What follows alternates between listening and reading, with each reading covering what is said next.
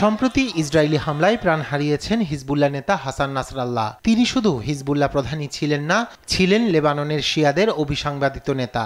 Israeli নির্মম হামলায় এ নেতার মৃত্যুর ফলে নেতৃত্ব শূন্যতা সৃষ্টি হয়েছে হিজবুল্লাহর। 1992 সালে সংগঠনটির মহাসচিব হিসেবে নিযুক্ত হওয়ার পর থেকেই সবসময়ই একসঙ্গে উচ্চারিত হতো হিজবুল্লাহ ও নাসরাল্লাহর নাম।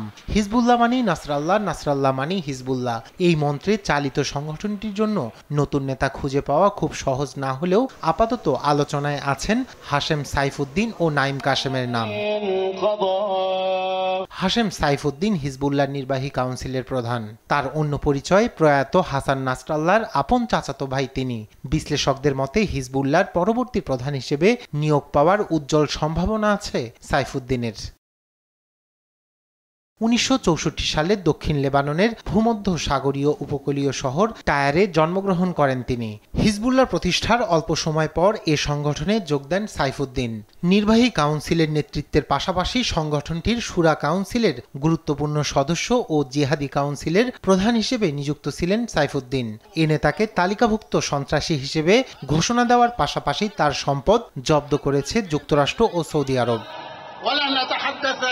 অপরদিকে হিজবুল্লাহর দ্বিতীয় গুরুত্বপূর্ণ ব্যক্তি হিসেবে গণ্য করা হয় উপমহাসচিব নাইম কাশেমকে। শিয়া রাজনীতির সঙ্গে দীর্ঘদিন জড়িত তিনি। 1970-এর দশকে প্রয়াত ইমাম মুসা আল সাদরের দল বঞ্চিতদের আন্দোলনে যোগ দেন এ নেতা। এরপর ওই দল ছেড়ে 1980-র দশকের শুরুতে হিজবুল্লাহ প্রতিষ্ঠায় সহায়তা করেন নাইম কাশেম। এরপর দলটির অন্যতম প্রতিষ্ঠাতা ও ধর্মীয় গুরু হিসেবে যোগ দেন তিনি। তবে নাসরাল্লাহর সঙ্গে হাশেম সাইফুদ্দিনের পারিবারিক সম্পর্ক ও শারীরিক সাদৃশ্য থাকায় এবং তিনি মহানবী হযরত মুহাম্মদ সাল্লাল্লাহু আলাইহি সাল্লামের বংশধর হওয়ায় হিজবুল্লাহর হাল ধরা তার পক্ষে সহজ হতে পারে বলে মনে করছেন বিশ্লেষকরা। রায়হান কবির শুভ্র, নিউজ ডেস্ক, দেশ টিভি।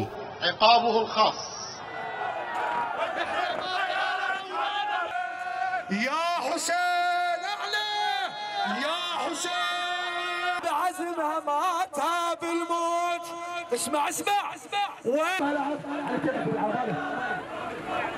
ود عليكم طيارة ما قدروا بالملعب.